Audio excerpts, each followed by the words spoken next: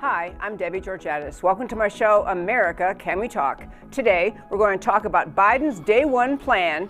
He's not going to be president, but just in case.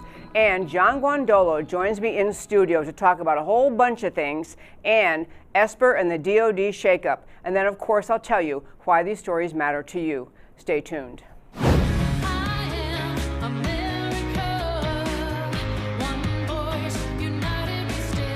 Debbie Georgatos, host of America Can We Talk, is an author, attorney, and political analyst whose mission is to inspire the American political conversation about preserving liberty in the best country on earth. And hello again, and welcome to America Can We Talk and to today's First Five. In just one moment, I want to tell you the items that he who would be president, Joe Biden, announced would be day one executive orders. I'll get to that in one moment. And the reason we have such a great guest in studio with us, John Guandolo, is to talk about one of those orders and the wisdom of doing that order that Biden is talking about. But there's a little tiny bit of an update on the election front. Number one, in Alaska, they finally have announced the winner of the Senate race. And so this is good news. If it's a Republican winner, they only have 80% of the vote counted. Still in Alaska, I think it's all hand done there. But he's winning, being reelected, Dan Sullivan, winning 57% to 37%, so he's doing well. No chance the remaining votes could cause a Democrat to win. So that puts the Republicans at a solid 50-5-0 in the Senate.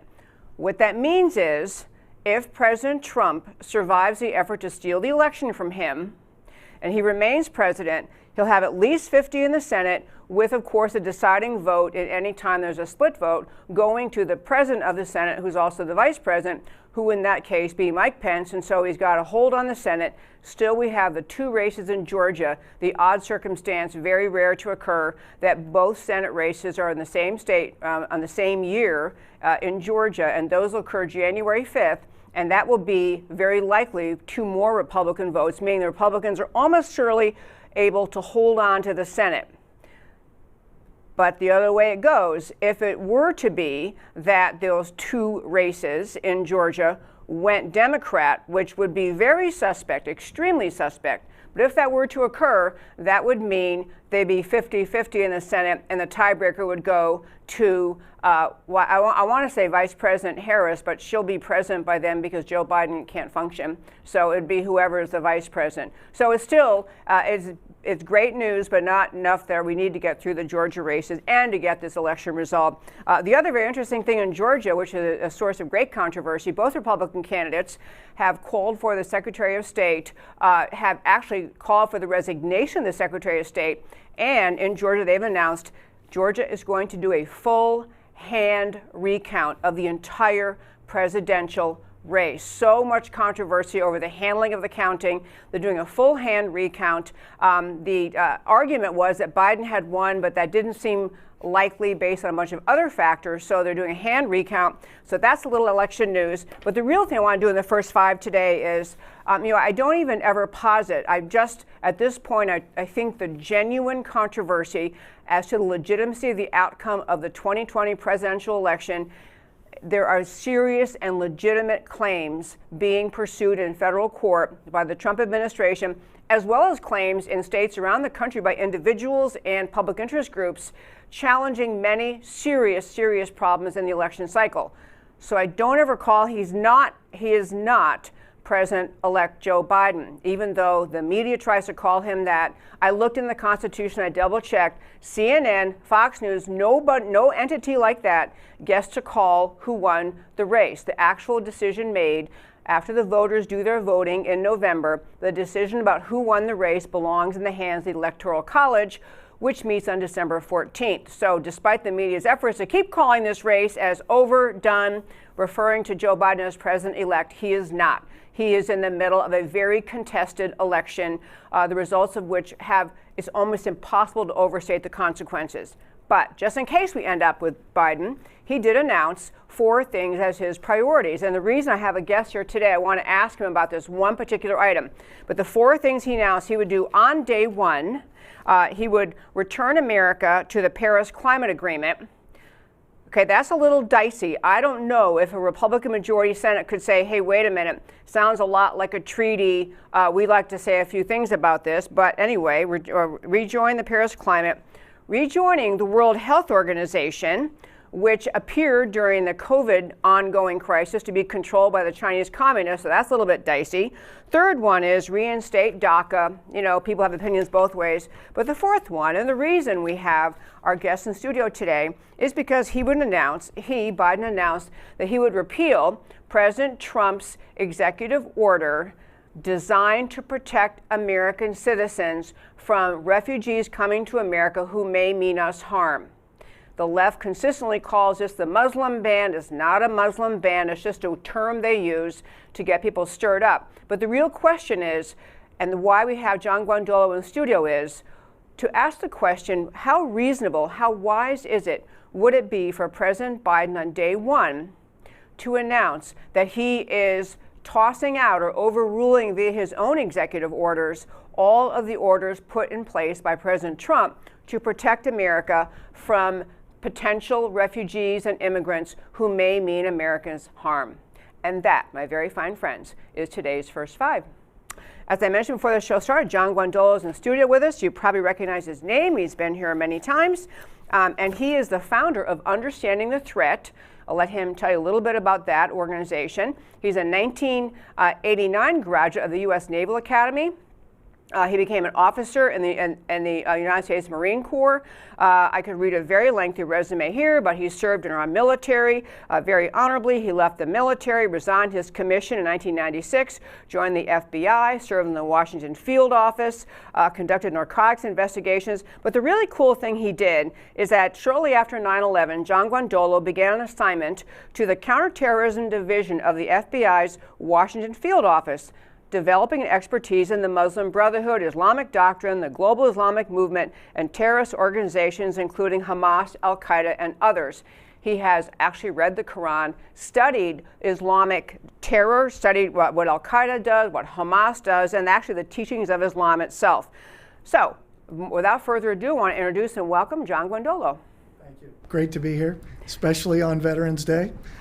And just want a little shout out to my Marine brothers and sisters out there. Happy birthday, one day late. So thanks for having me on as always. I'm glad you're here. And actually, my listeners, I meant to say Happy Veterans Day. Usually I do a long spiel on Veterans Day and run through all the great service. There's so much going on. I didn't do it, and I apologize.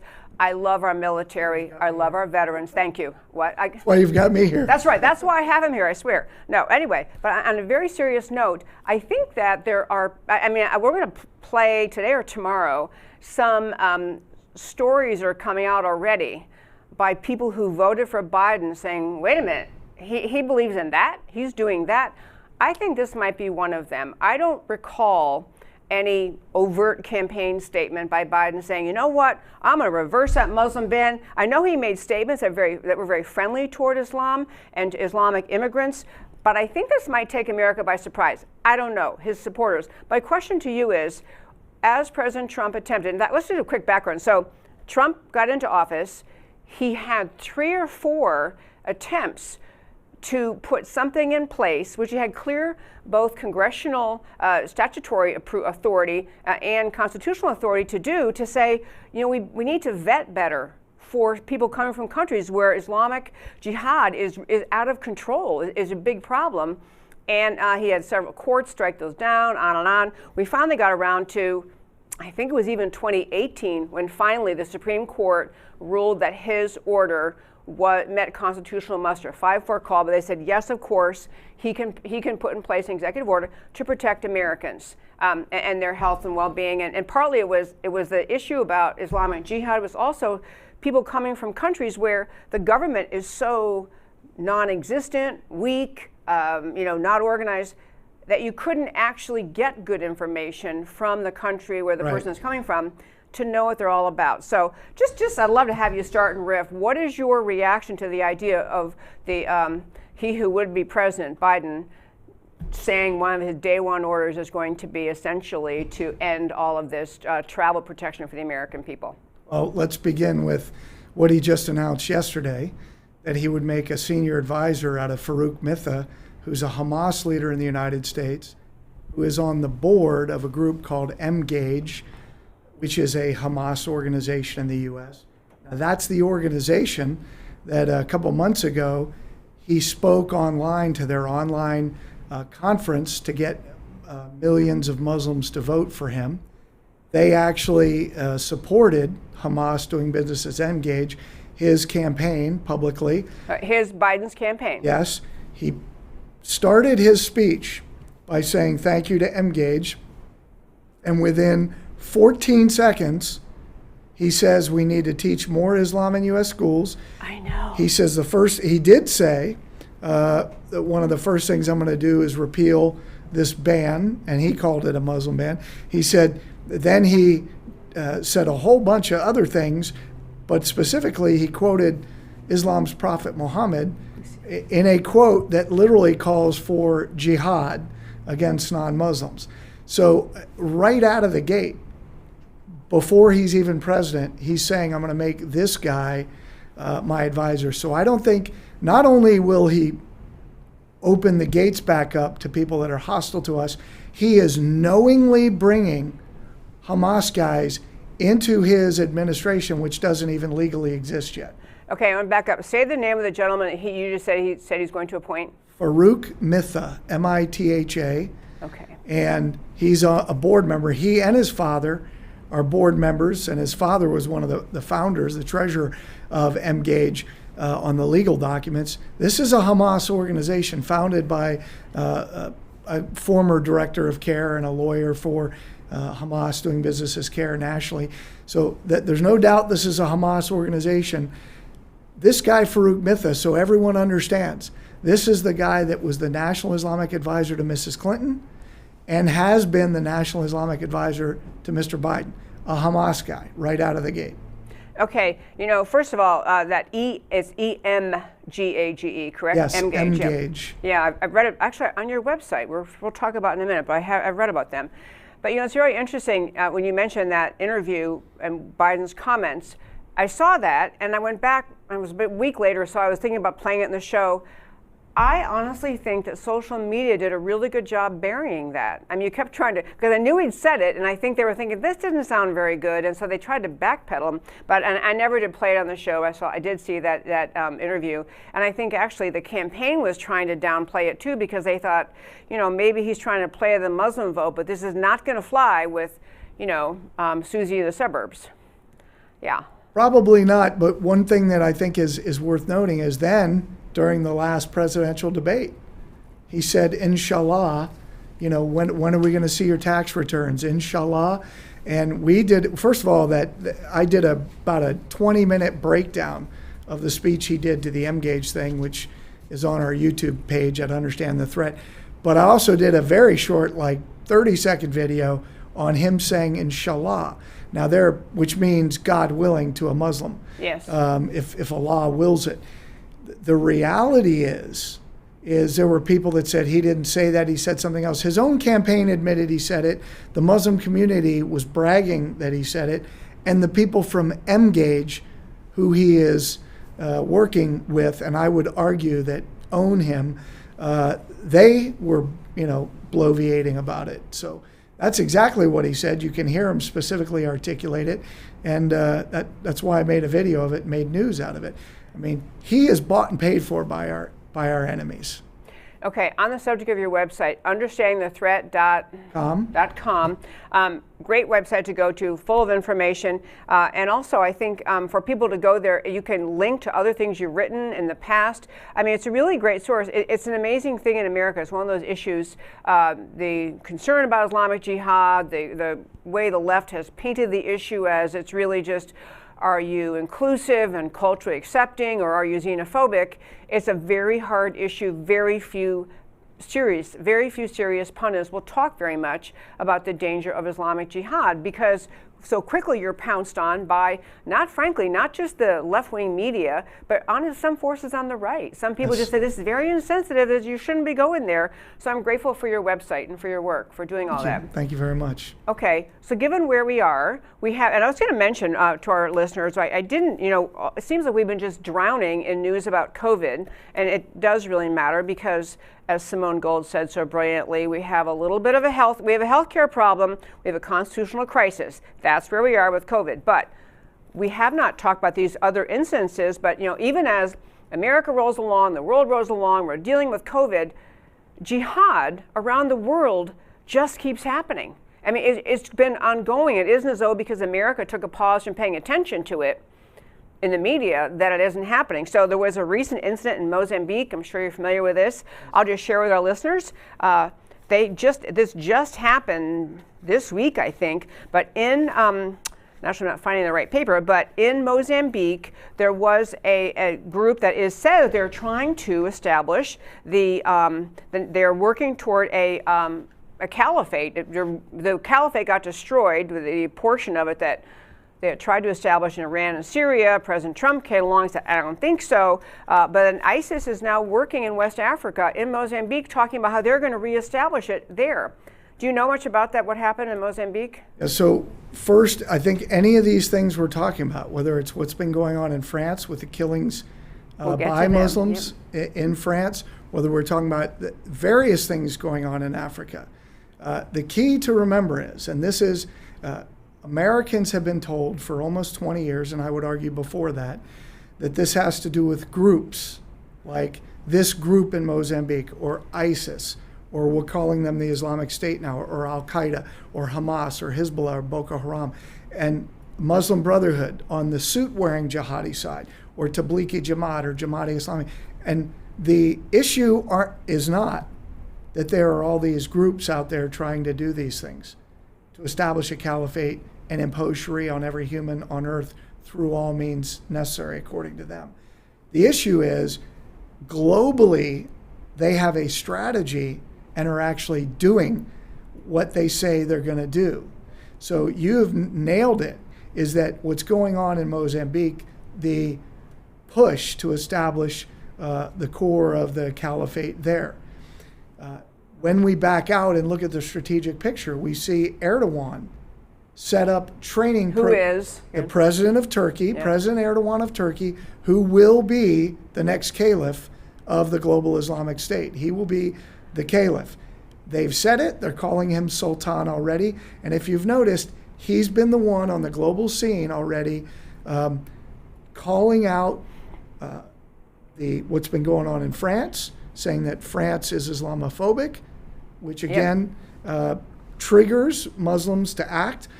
He supports what's going on. You have the former prime minister of Malaysia who called for killing of millions of Muslims in France, because that's all lawful under Islamic law. Now, what has this got to do with just Mozambique? Because we have to look at that, just like we have to look at the attack in France or any attacks here in the United States, through the lens of their strategic plan. Erdogan in Turkey has built a training base in Somalia, in Mogadishu. Now, why would he do that? A training base for jihadist terrorists. For jihadists, okay. Right? And why is he meeting with Ilhan Omar, who just happens to represent the largest Somali population, arguably, in the United States? Yeah. Right? Because they're at war. Erdogan meeting with Ilhan Omar. Right. So because they're at war, they're actually doing what they're doing. And our intel is telling us that at the leadership level here in the United States and North America of the Muslim Brotherhood and the broader Islamic movement, they haven't missed a beat. They are already moving forward. You will see, if Mr. Biden gets elected, you'll see people in senior levels of the government who are suit-wearing jihadis, just like we've seen in previous administrations. You will see it at a level we've never seen it before. But they are rolling out their whole strategy to win the war. And they are, the scariest part is they are coordinating at the local, state, national, international level with the communists, with the Democrats, with the Comintern, with the CPUSA, Democratic Socialist of America, at all levels. And I'll just close this thought, this question, this part of the discussion with this. I cannot overemphasize or overstress how well coordinated these two efforts, the communist effort and the jihadi effort, are. At the international level of the Islamic movement down to the local mosque level in the United States. That's how granular they're coordinating this effort. Same thing in the communist movement, not as detailed, but certainly well detailed. But their coordination between each other is very significant. Yeah, I love all that commentary. Thank you for every little bit of it. Going back to the Mozambique issue, I love your point, and this is something you've talked about many times, but I do think Americans, they don't want to believe a whole religion could be a problem. So they say, well, this group is bad, but you know, these other people, Muslims, they denounce them. But what you've gotten at, so they aren't bad. So people look at the Islamic jihadist terror thing and say, well, if we can just defund Hamas, if we can just somehow contain Hezbollah, if we can just stop these fighters who are Al-Qaeda, then we can make it okay. And the analogy I've made, which I can't remember if I made it with you before, but people who are deeply concerned about white supremacism. White supremacism is a horrible thing. And all 10 of them in the United States of America are bad people. Not really 10, but it's a tiny, tiny segment. The analogy is the people who say they're so worried about white supremacism, and you should be, and you should hate it, it's the ideology behind it. Whether they all know each other or not, whether they never met each other, whether one lives in Idaho, one lives in Florida. I mean, they have that ideology, and they're always all about it. And it's not. And so the concept of these organizations being based in some different country, some different place, and well, they're very different groups. It's the ideology that motivates them. But the analogy that I'm making to white supremacism, which many leftists can relate to and feel concerned about, is the white supremacist is not an organized religion. It's just a hateful, ugly, bad people. But Islam itself is what is, the teachings of Islam itself is what is driving this violence. So it doesn't matter what flavor of the group is, the name of the group, the geography they're from. It's the ideology of Islam driving them, which is ultimately always about bringing Sharia eventually to control the world. That's right. And I think the key here for your viewers is that while there may be Muslims or people who identify themselves as Muslim that don't want to live under Sharia, don't want to impose it on you and me, that's awesome, but that's not taught anywhere in Islam. So what they're living out of is a normal, what I would call a normal human experience of wanting to live around your neighbors and get along. There's two big keys to this. And for the people that out there that don't understand this, I just would share this part. Al-Qaeda and ISIS haven't been wrong when they've quoted Islamic law in furtherance of what they're doing. So think about that. What's taught right here in Dallas, Texas, in Islamic schools to 10-year-old children about Islam is exactly the opposite of what Islamic advisors are telling U.S. leaders about Islam. So there's a question. Someone's being lied to, and I'm just going to ruin it for everyone and say, tell you the answer. Yeah. Right. Muslim children in U.S. Islamic schools are being taught the truth about Islam. It's a capital crime in Islam for a Muslim to teach another Muslim something about Islam that's not true. So when we, understanding the threat, are talking to whether it's a sheriff, a congressman, national security advisor, or a citizen about Islam, we use what they use to teach Islam in mosques, Islamic schools, and organizations across the world. You will not find an authoritative book of Islamic law that does not define Islam and its purpose. The sole purpose of Islam is to wage war against the non-Muslim world until Sharia is imposed on everyone on earth. It's the purpose of Islam. To say that's wrong, for someone to disagree with that, is to be wrong 100% of the time. The problem is, I believe, one of the big problems is, Islam commands people, Muslims, to lie to non-Muslims if it advances the cause. And two, you just mentioned it. People will say, well, I know a Muslim and they act like this, or this person I've worked with, or they'll come to me, really nice. Or someone will come to me wearing a suit and will say, that guy over there, that ISIS guy that cut that person's head off, well, he's bad and I denounce that. Well, that's great. So please tell me what it is you believe in that's different from what drives him. And the answer is nothing. So we've got, and from the warfare perspective, we call that splintering. So Hamas, doing business as the Council on American Islamic Relations, will point to an Al-Qaeda guy and will say, that's bad. And we denounce this. We denounce this terrorism. Just like they did after the killings in San Bernardino. One of the senior Muslim Brother leaders stood on CNN, said, we denounce this. And we want police to get to the bottom of this so long as you never hold Islam accountable for this, because we don't believe in this. And don't you dare even look. Yeah. They're very clear about what it is they're all about. Okay, I want to get to with so many different topics, but the question people listening to what you're saying always have is, well, if all of this is true, and if you have Biden, should he, God help us, become president, but if he were, and he were to bring into his administration Farouk Mitha or other people like that, why is it that the Democrats and the leftists aren't afraid of them? I mean, if what you're saying is true, do they just think they somehow will escape the wrath of the Islamic Jihad, or they think that what you're saying is wrong and that there's a peaceful version of Islam that really is the majority and it's only a tiny little segment who are violent? I mean, what is the justification you get to in the left to bringing someone like this in the administration? So the Democrat Party, their platform that we heard from all, certainly in general terms, but from all the candidates for president, we hear it from their Senate and congressional leadership. They're the party of killing babies at any point, even after birth. Yeah.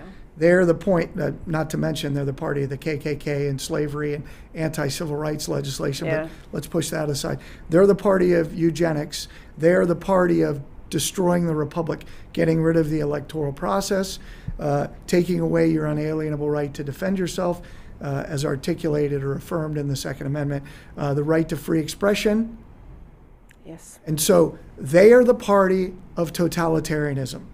So if someone has a problem with me or colleagues of mine saying the Democrat Party is the Communist Party leadership in the United States, okay, let's just call them totalitarians who are seeking to destroy the republic. That's just objectively true because they say it.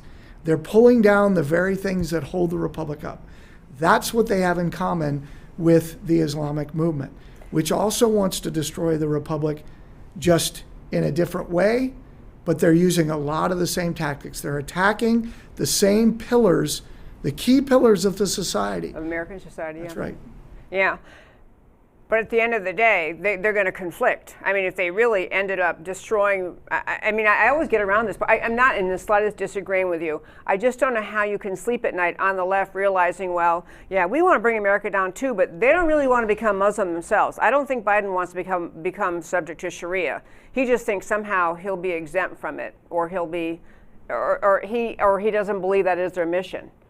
You know what I'm getting at? I mean, it's the craziest thing. I think in what we're experiencing, and quite frankly, what we have for 20 years in this country, is a real destruction of critical thought, discernment, reason, thinking, and what you see on the political left, on the communist left. The Democrat Party is the leading edge of the communist movement in the United States.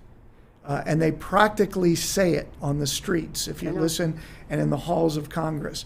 And so they do believe, because I think to do what they're doing also requires a tremendous amount of pride, arrogance, and some of them are dumb as stumps, but some of them are not.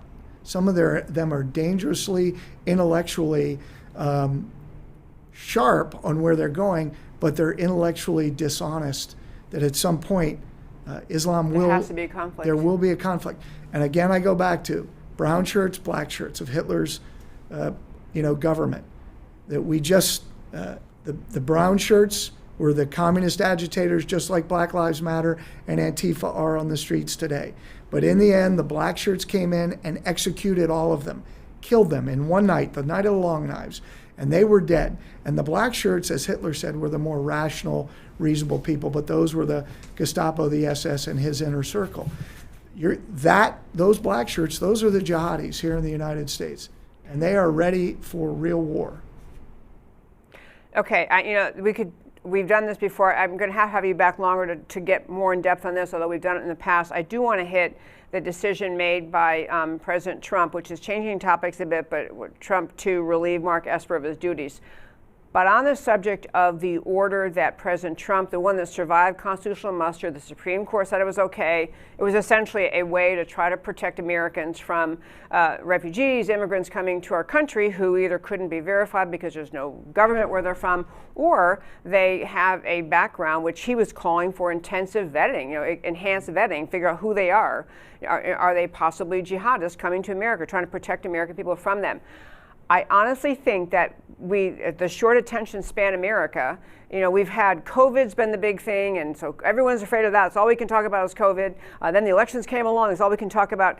But this jihadist, the international jihadist relentless movement's ongoing. So we had the incident for our listeners in Mozambique. They had, whatever the group was, I think it was Al-Qaeda, whoever it was, they went into a village or an area and they rounded up all the women and girls, kidnapped them, and beheaded the men and boys, 50 people, 50, and literally after beheading them, dismembered them and buried them in some field or left them in some field.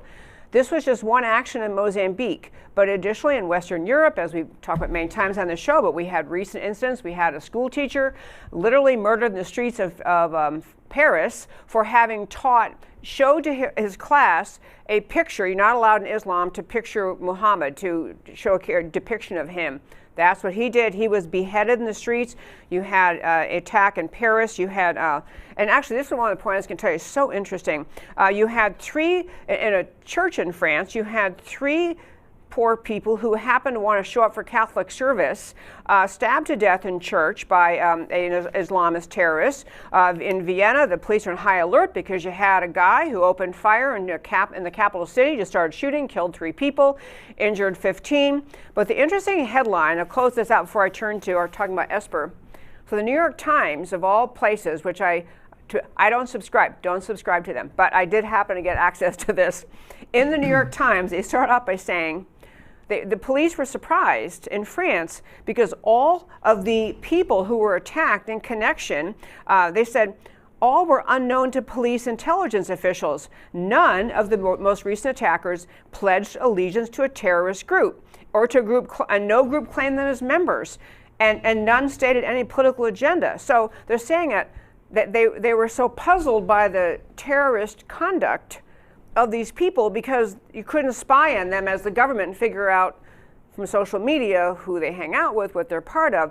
And it's kind of a validation of everything you're saying. If you're only looking for members of Al-Qaeda, Hezbollah, or this or that group, you're missing the larger point. And this is actually interesting because the police are now talking about that. How do we miss these people? It's because they missed the point you're making. If you want to comment on that before I get to the only comment I'll make is in our 3-day program for law enforcement, every class we do, as I mentioned on the show before, they all say we've never heard this information. We believe it's critical to protecting our community. But I also have officers who will come up and say, okay, I had this case where XYZ happened. Now I know that was actually a jihadi. And quick example, in Boston, a year before the Boston Marathon bombings by the 2 jihadis that we have identified, the Tsarnaev Brothers, a Jewish young man, teenager, I believe he was 19 at the time, was killed and beheaded. His head was pretty much sawed off. The homicide investigators, and I looked at these homicide investigators, just did a cursory review. They looked like they were very good investigators, solid careers, but they walked in and they found drugs and money in the room, nothing stolen. This guy's dead. If it's John Guandolo walking in that room, the first person I'm looking for is a Sharia adherent Muslim. Because the person who was killed was Jewish. And because of the manner of the death. Oh, yeah. Right? That beheading. And so, but they don't do that. And the homicide detective said he had no idea because they're not trained. And we've trained narcotics officers, homicide detectives, gang detectives, all kinds of people, and it radically changes. Now when they go in, we have several major cases that have been made around the country just based on our teaching and consultation, because now they're like, oh, that's what we're looking for. Yeah. Now they can actually, the way they interview them, when they can visually identify not only what they say, how they act, how they dress, you can identify people as jihadis. And that's critical, and no one else in the country is teaching them but us. So, Actually, I did want to give you a chance. I want to turn to our John Brennan clip. I'll play in just a moment. Yeah, I can't wait to have you hear your thoughts. But quickly, Understanding the Threat is an organization you founded, and you provide training. You can just quickly spiel law enforcement officers. So we have a number. I encourage you to go to understandingthethreat.com, go to our website, and several tabs you can use. Certainly go to the training page, go to the resources page, and go to the blog page, because you'll get the articles, a ton of resources on the resources page, and the different training. But we do something no one else does. We train citizens around the country to map out and identify communist and jihadi networks at the local level, and how to aggressively and lawfully build a team and operate against them, and render these networks at the local level incapable of operating. And it's key, because we're going to win or lose this war at the local level. We also have a number of training programs, like our 2-week Train the Trainer, so you can actually teach this material. But please use the website, go to understandingthethreat.com, sign up for the newsletter, and it plugs you into everything. Great, I love that. Okay, so I'm turning to my third topic today, which I wanted to briefly touch on. I called it Esper and the DOD Shake-Up. And I'll tell you, folks, many people, here we are, we had the election, which is not yet settled. And so we have somebody gets inaugurated again on January 21st, 2021. And so there's short time left. And so some people reacted not well to the decision that President Trump made, I think 2 days ago, to relieve Mark Esper of his job. And you likely recognize that name. He was, I guess, actually fired by tweet, was it? I think it was one of those, not a lot of notice and not a sit down, have a consultation to explain. But President Trump fired Secretary of Defense Mark Esper. The two things I'll mention about him before I play this clip. So John Brennan, head of CIA under Obama, we'll talk more about Brennan in a moment, but head of the CIA under Obama was interviewed on a CNN interview and talked about the question of this firing of Mark Esper. If you're thinking that name rings a bell, Esper, two quick things about him. One was, as the protests, they're not protests, riots, mayhem in the city streets of America, the murders, arson, destruction of property, just total chaos in the cities of America emerged. President Trump, as it went on and on, at some point said, we might think about using the Insurrection Act. I don't even know if he said it or it was just being talked about.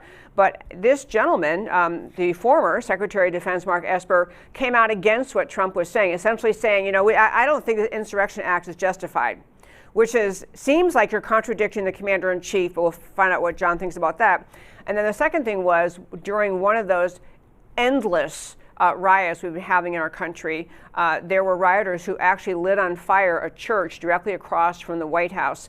And so President Trump and other officials, in a statement of solidarity with the American people, with the church, decided to go across the street with a film crews and stand in front of the Bible and say, we stand with this church, we stand with America, we're not going to have them burning down churches.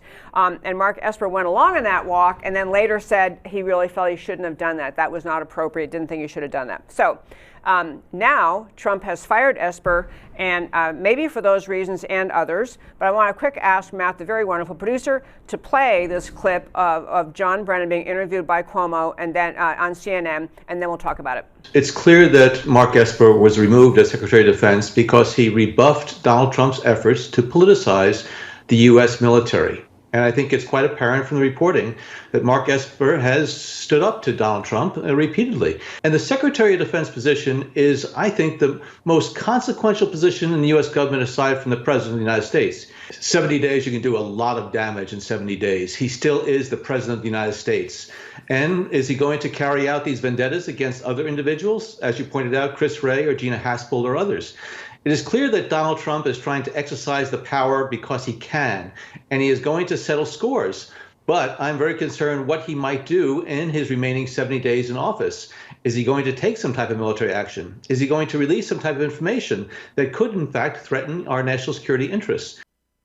Okay, I actually cut off a portion I meant to include. So he actually made reference to he's afraid that Trump will release classified documents. I wonder what Brennan's worried about. Well, ask John what that might be. But then the other point was, and I'm sure I inadvertently failed to put the segment in. So Cuomo asked him, Brennan, so what is it we should do? What can the people do? And he actually said, John Brennan said, the people surrounding President Trump should consider invoking the 25th Amendment, essentially have Trump declared incompetent and take over so he can't do these things. So turning to you, I want to run through 3 quick questions. Number 1, given your historical understanding of the things Esper has done in connection with his role, working for Trump as Secretary of Defense, do you feel he's done things that justify being let go? Absolutely. He contradicted the President of the United States on national television. He clearly doesn't understand the war, or he's a part of the problem, one or the other, meaning he's either batting for the other side or he's just ignorant about what's actually going on, or he wouldn't have made those comments he did. So yeah, I think it's absolutely appropriate he was fired. I think he should have been fired the day he made those comments. The day he said we can't use the Insurrection Act. That's right. And the day he retracted, saying I shouldn't have gone, it was wrong for the president to do that, shouldn't have been along there with him. He should have been fired that day. Yeah, and so should the General Milley, the chairman of the Joint Chiefs, should have been fired as well for similar comments. Yeah, okay. So in fact, the article where I found that little clip was actually talking about essentially saying that John Brennan is really worried about classified documents. That has been one thing actually that some of Trump's supporters have been saying since the election day, when we're now in this battle over who really won the election, what was the fair outcome or the accurate outcome. Some of Trump's supporters have been saying, well, the last thing he could do before he leaves is declassify, not just authorize the release of certain documents, but declassify, order them released, certain documents that would really put out for the American people, what really happened with the Russia collusion hoax, who all was involved, what they could be possibly charged with. I mean, just all of the things that are held up by the people who seem to be or hold on to the power. So can you imagine that John Brennan would be concerned about some of the documents that Trump could release?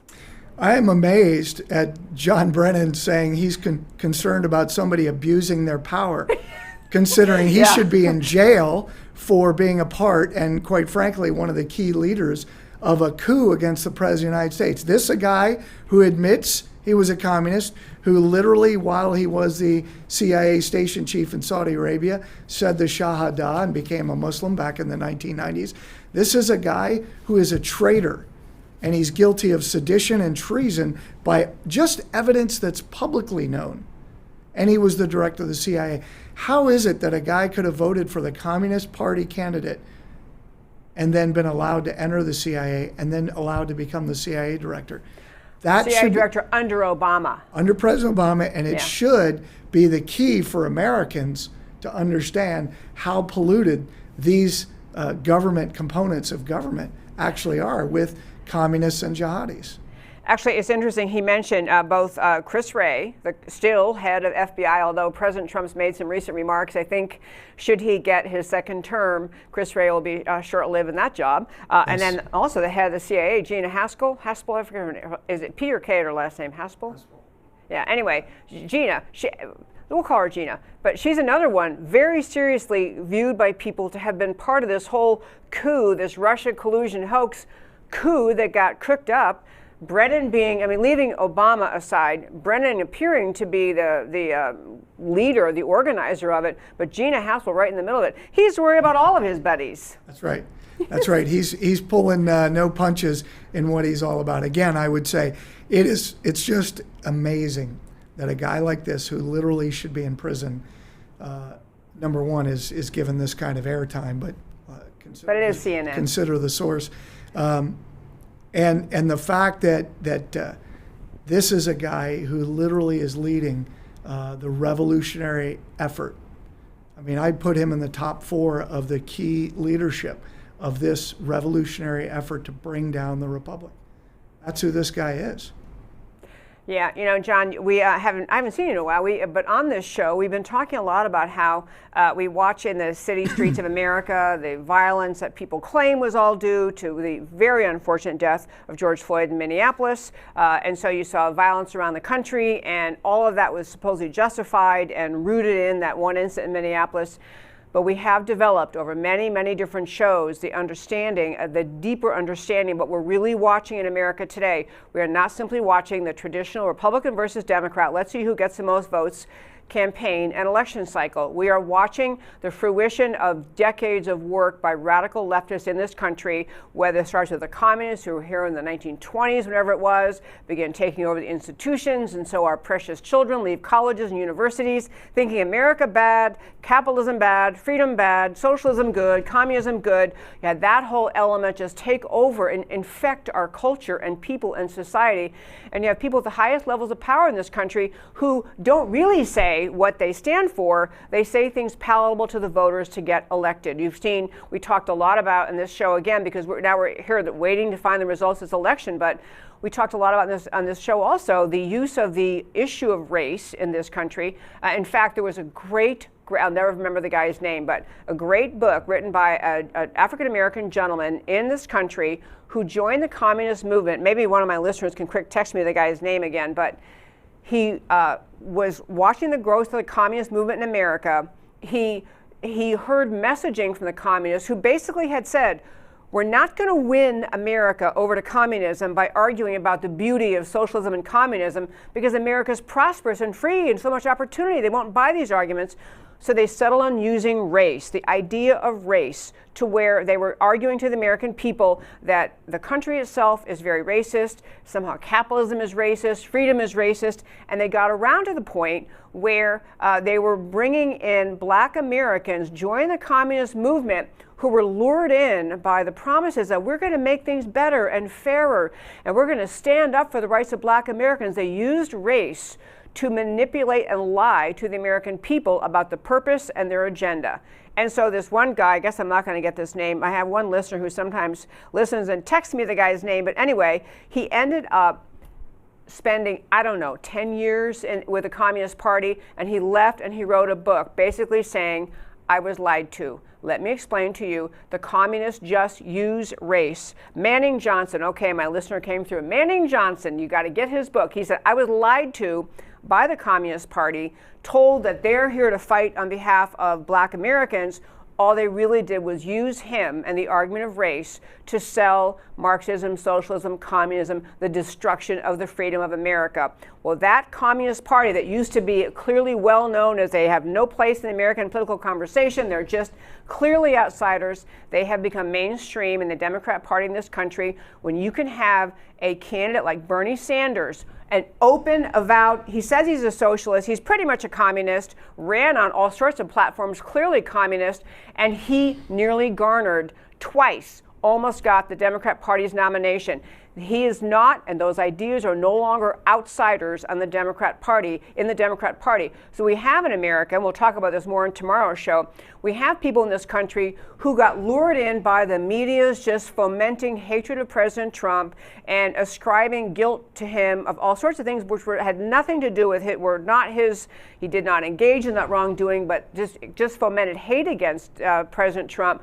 So you had American voters lured in by a party trying to sell communism, Marxism, socialism through the avenue, the vehicle of environmental arguments, racism arguments, America's unfair place arguments, economic disparities in this country. And the left in this country, the Democrat Party in this country, has now been overtaken by the radical Marxist leftist ideology that absolutely does intend to undermine the freedom and the very existence of America as a democratic republic. And many, many people are starting to wake up. Sadly, not enough people, because there were apparently some number of Americans who voted for Biden. I don't think it was really 80 million. I don't think that happened. But we are at a place where it's not just this is why we have to fight in this election period when we're trying to get through and get a resolution before the Electoral College on December 14th of the accurate vote counts, because it's not just an election this time of D versus R, liberal or conservative. It's not that at all. It's about holding on to the democratic republic as founded, or losing this country to the radical Marxist left, which now owns and is today's Democrat Party. We're out of time, sadly. I could always talk more, but we're out of time. So first of all, John, thank you so much for joining me today. Thank you for having me. Really appreciate it. I love having you here. Okay, and as I always do at the close of every show, tell you why the stories we talked about today matter to you. So Matt the Wonderful has those. Okay, Biden's one-day plan. Biden's top 4 executive orders set for his supposed day one. rejoin Paris Accord, crippling environmental regulations on the USA, not binding on China, but hey, what difference does that make? Rejoin the World Health Organization, which we all discovered transparently controlled by the Chinese Communist Party, reinstate DACA, and abandon travel restrictions imposed on countries posing a threat of terrorism. The existing ban based on poor identification records in affected countries or poor vetting capability. Existing ban also concerned with countries with pockets of radical Islamists. Even among Americans who supposedly hate Trump's personality, do they really support rejoining the economy-killing Paris Accord? Do they really support the abandonment of protection from terrorism? And we'll talk about this more tomorrow. Mask mandates and 100,000 contract tracers. We will talk about this Biden program tomorrow on this show. This will wake you up. 100,000 paid by the government contact tracers. Do Americans really want this? I don't think so. Biden voters are already experiencing remorse. And on Esper and the DOD Shake-Up, every president and commander-in-chief must be able to trust and rely on cabinet officials, especially the Secretary of Defense. Trump has been hamstrung from the beginning by the swamp. McConnell won't approve anyone who's a threat to the swamp, which leads to poor key appointments. Mark Esper, Gina Haspel, and Chris Wray. Esper would not support use of the Insurrection Act. Therefore, he was sympathetic with the rioters. The post-election shakeup at DOD, it's about time. John Brennan is clearly rattled. His accusations against Trump are always projection. The new appointments at DOD, which we didn't even get to, I'll get to those people another show, but the new appointments at DOD have demonstrated knowledge of the coup attempts. America is in safer hands for enduring the upcoming turmoil. And that, my very fine friends, is America Can We Talk for today. Thank you so much for tuning in every Monday through Thursday at 3 p.m. Central Time to America Can We Talk, where I always talk truth about America because America matters. And tomorrow on the show, Dr. Simone Gold joining us. Tune in tomorrow. Thanks so much for joining us. Talk to you next time.